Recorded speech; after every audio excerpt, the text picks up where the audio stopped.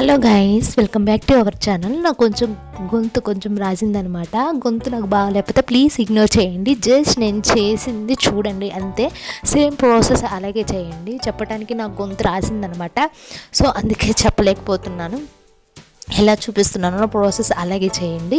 ముందుగా నా ఛానల్ ఎవరైనా ఫస్ట్ టైం చూస్తున్నట్టయితే ప్లీజ్ సబ్స్క్రైబ్ చేసుకోండి. ఇక్కడ నేను కొన్ని పాలు తీసుకొని కస్టర్డ్ పౌడర్ అయితే వేస్తున్నాను అనమాట.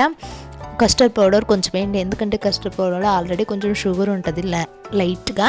సో 2 స్పూన్ల కస్టర్డ్ పౌడర్ వేసి కొన్ని పాలు అయితే తీసుకున్నాను నేను. మీకు ఎన్ని కావాలంటే అంత మిశ్రమం మీకు తీసుకొని పక్కన పెట్టేసుకోండి.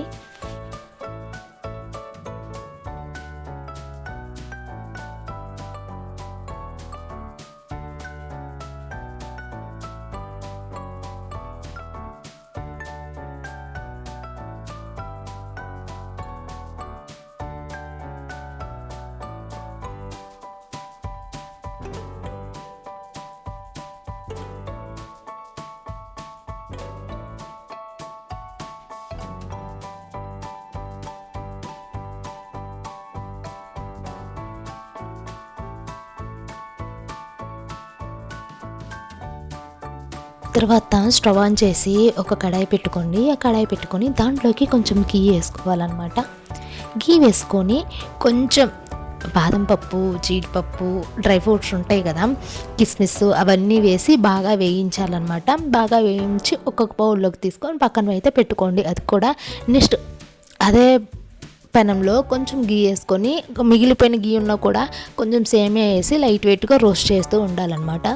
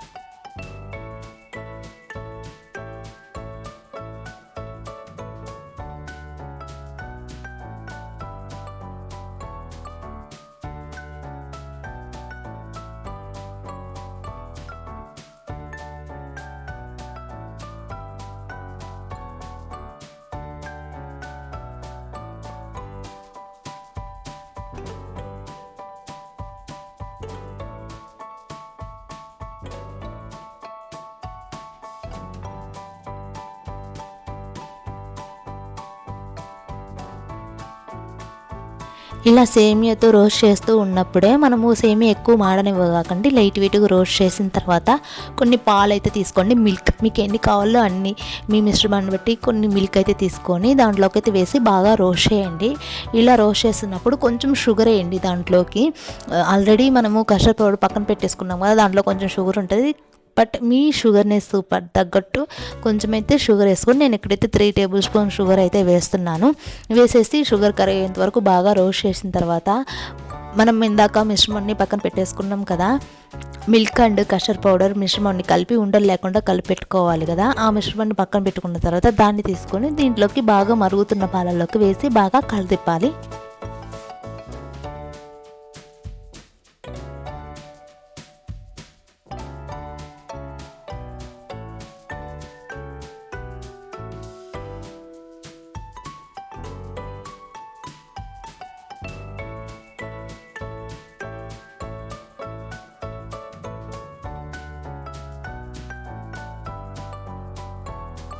సో ఇలా మిల్క్ వేసి బాగా కలిదిప్పిన తర్వాత ఉండలు కట్టకుండా, గడ్డ కొట్టకుండా కలిదిప్పి గట్టిగా అవనీయకుండా అంత సిమ్లో ఉండి చేయండి.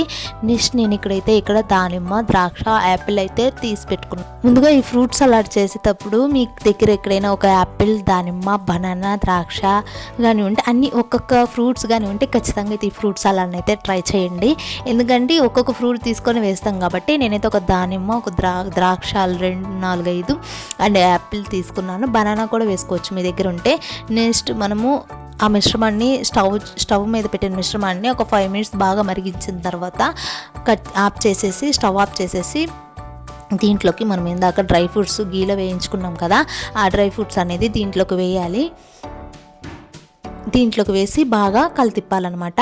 కలితిప్పిన తర్వాత మనము ద్రాక్ష, దానిమ్మ, యాపిల్ కట్ చేసి పెట్టుకున్నాం కదా, అవి కూడా దీంట్లోకి వేసి బాగా అయితే కలితిప్పండి. కలితిప్పిన తర్వాత ఒక 5 మినిట్స్ ఫ్రిడ్జ్లో అయితే పెట్టండి గైస్. 5 మినిట్స్ ఫ్రిడ్జ్లో పెట్టడం ఏంటంటే బాగా కూల్ అవుతుంది అనమాట. కూల్ అయ్యి తింటే ఇంకా చాలా అంటే చాలా బాగుంటుంది కూడా. సో 5 మినిట్స్ ఫ్రిడ్జ్లో పెట్టి తీసేసి ఒక బౌల్లోకి సర్వ్ చేసుకొని తింటే చాలా అంటే చాలా టేస్టీగా ఎమ్మీగా ఉంటుంది. మీలో ఎవరైనా ట్రై చేస్తారా? ట్రై చేస్తే ఎలా ఉందనేది కామెంట్ చేయండి. అండ్ ఈ వీడియో కానీ చూస్తున్నట్టయితే ప్లీజ్ మీరైతే ఖచ్చితంగా ఈ ఫ్రూట్ సలాడ్ని అయితే ట్రై చేయండి.